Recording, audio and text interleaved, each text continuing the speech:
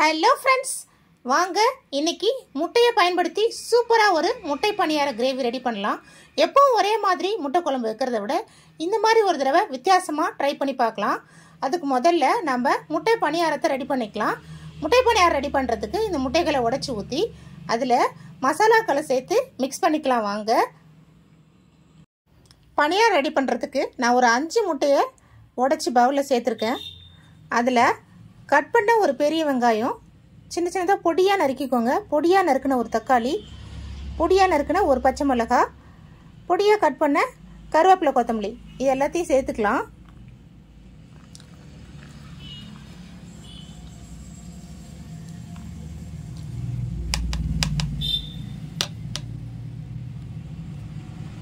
சேர்த்துட்டு இதை அப்படியே மிக்ஸ் பண்ணிக்கலாம்.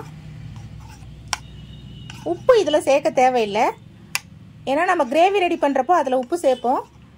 இப்போவே இதில் உப்பு சேர்த்துட்டா அப்புறம் உப்பு கரிக்க ஆரம்பிச்சிரும். அதில் சேர்க்குற உப்பை அது இழுத்துக்கும். மிக்ஸ் பண்ணியாச்சு. இப்போ பணியாரம் ஊற்றி எடுத்துக்கலாம். பணியாரம் செய்யறதுக்கு ஸ்டவ் ஆன் பண்ணி நான் பணியாரம் சட்டி வச்சுருக்கேன். அதில் எண்ணெய் சேர்த்துக்கலாம்.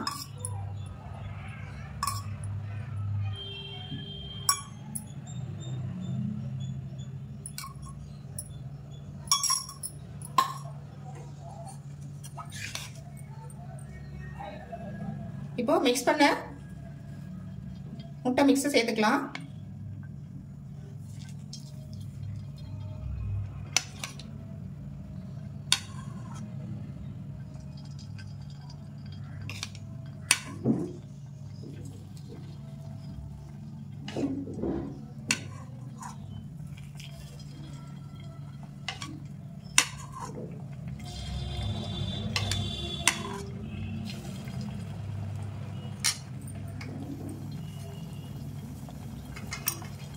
இது அப்படியே வேகட்டும்.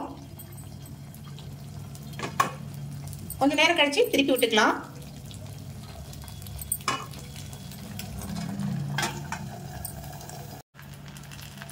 ஓபன் பண்ணிட்டு திருப்பி விட்டுக்கலாம். அப்படியே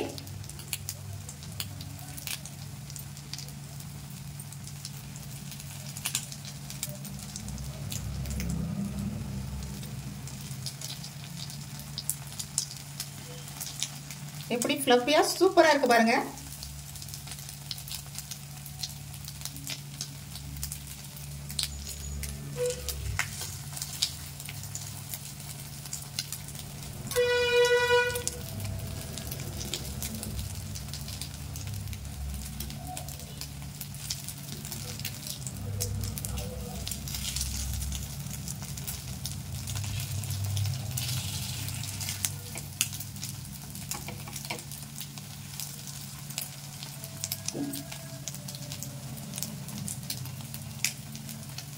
ஒரு 5 நிமிஷம் வைக்கட்டும்னு எடுத்துடலாம்.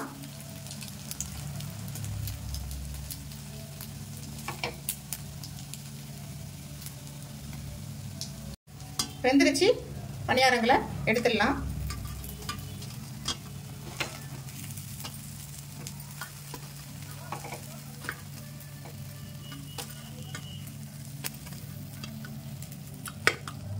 பாருங்க ஃப்ரெண்ட்ஸ், சூப்பராக எடுத்தாச்சு.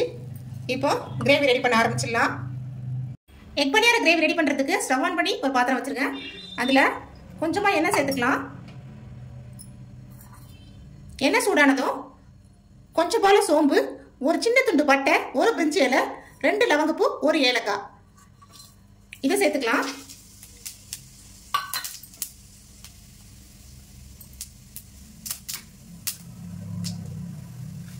இதோட நறுக்குன ஒரு பெரிய வெங்காயம் சேர்த்துக்கலாம்.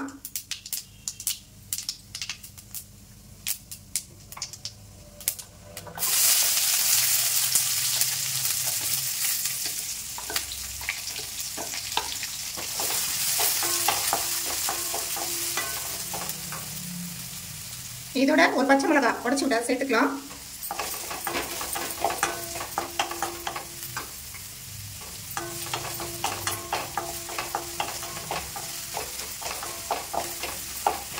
வெங்காயம் நல்லா வதங்கட்டும். வெங்காயம் சேர்த்து வதங்கிட்டு இருக்குது. இப்போ ஒரு கொத்து கருவேப்பிலை சேர்த்துக்கலாம்.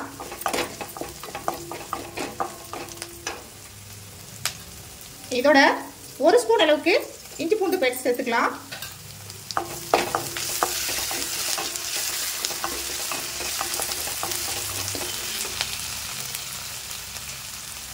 இது கூடவே நறுக்குன 2 பெரிய தக்காளி சேர்த்துக்கலாம். வெங்காயம் எந்த அளவுக்கு சேர்க்குறீங்களோ அந்த அளவுக்கு தக்காளி சேர்த்துக்கோங்க. நான் 2 பெரிய வெங்காயம் சேர்த்துருந்தேன். நீங்கள் சின்ன வெங்காயம் சேர்த்து கூட வைக்கலாம். இந்த குழம்பு இன்னும் டேஸ்ட்டாக இருக்கும். சூப்பராக இருக்கும் இந்த கிரேவி. வித்தியாசமாக அதில் பணியாரங்களை சேர்த்து செய்யறதால குழந்தைங்க சூப்பராக சாப்பிடுவாங்க.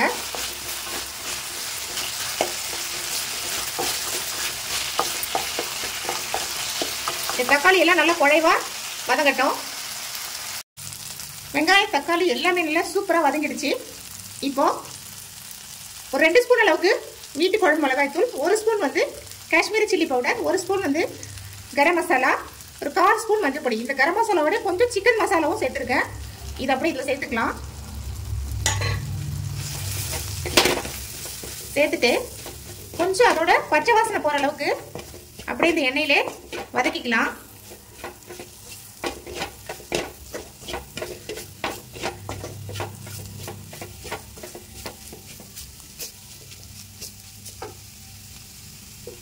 இப்போ ஒரு 200 ml அளவுக்கு தண்ணி சேர்த்துக்கலாம்.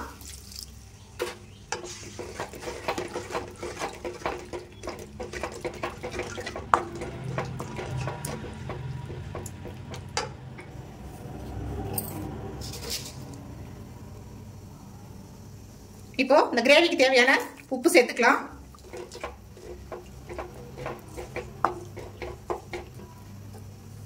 அப்படியே கொதிக்கட்டும்.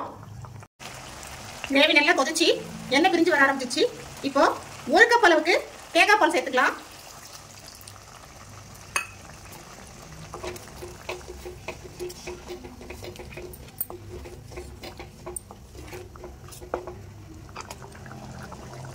கொதிக்க ஆரம்பிக்குது. இப்போ நம்ம பணியாரத்தை சேர்த்துக்கலாம்.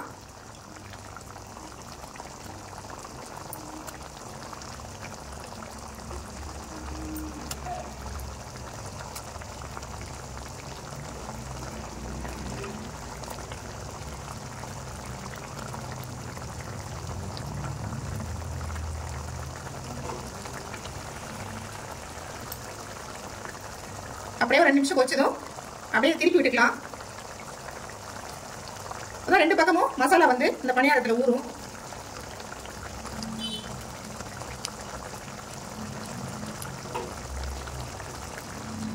அப்படியே ஒரு 2 நிமிஷம் கொதிக்கட்டும். ஓபன் பண்ணி பார்க்கலாம். பாருங்க ஃப்ரெண்ட்ஸ், சூப்பரா நம்ம அந்த கிரேவி கன்சிஸ்டன்சிக்கு ரெடி ஆயிடுச்சு. நல்லா கம கமன்னு வாசமா இருக்குங்க இது. அப்படியே இப்போ மேலாப்புல கொஞ்சம் கொத்தமல்லி தூவிடலாம். அவ்வளோதான் ஃப்ரெண்ட்ஸ், ஸ்டவ் ஆஃப் பண்ணிடுறேன். சர்வ் பண்ணிட்டு உங்களுக்கு காமிக்கிறேன். பாருங்க ஃப்ரெண்ட்ஸ், சூப்பராக கமகமான வாசத்தோட நம்ம எக் பணியார கிரேவி ரெடி ஆயிடுச்சு. ரொம்ப சூப்பராக இருக்குங்க இது. இது இட்லி, தோசை, சப்பாத்தி, பூரி, அதே மாதிரி சுட சுட சாதம், இது எல்லாத்துக்குமே ஒரு செம்மையான காம்பினேஷன். நீங்கள் ஒரு தடவை ட்ரை பண்ணி பாருங்கள். இந்த ரெசிபி உங்களுக்கு பிடிச்சிருந்தா லைக் பண்ணுங்கள். உங்கள் ஃப்ரெண்ட்ஸ் அண்ட் ஃபேமிலிக்கு மறக்காமல் ஷேர் பண்ணுங்கள். அப்படியே நம்ம சேனலையும் மறக்காமல் சப்ஸ்கிரைப் பண்ணிடுங்க. Thank you friends.